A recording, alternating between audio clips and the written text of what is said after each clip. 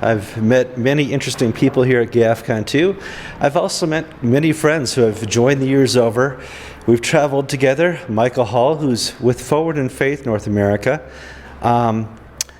You were at Gafcon 1 as well. Yes, I was. And it's interesting, Gafcon 1 had a great success. It formed the Anglican Church in North America. Bob Duncan's held together a mighty box of kittens, so to speak, in achieving this. Gafcon 2 also presents another opportunity for the whole church. But the struggles within that, Forward in Faith has its struggles, the Evangelical Church has its struggles, the Charismatic Church, all these rivers look at Gafcon differently. How does Forward in Faith perceive Gafcon 1 and 2? Let's start with 2. Is it with 2? Well, Gafcon 2 is providing an opportunity to get together with like-minded Anglo-Catholic Anglicans to discuss basically things of interest so that we can try to find a way forward in this movement, because it's very, very clear that this is the way that Orthodox Anglicans are going to be relating to each other. So the question now is, how do we have a Catholic voice and Catholic participation in this endeavor? Which is interesting because the Anglo-Catholic voice has almost been here the longest. Yes. And sometimes it's heard the least sometimes. And but I've seen a great participation and openness to your voice here at Gafcon 1 and 2.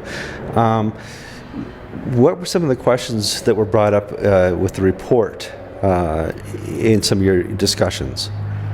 Well, one of the things that we wanted to make sure of is that we were clearly identified as being part of the traditional Anglican structure, and that's been done.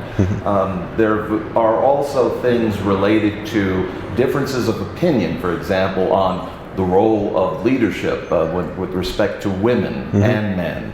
And so that's been at least made clear in the statement that we have differing opinions on that, and we're not of one mind. Right. So I think that as in looking at how far we've come, I think we've made some very, very good positive progress.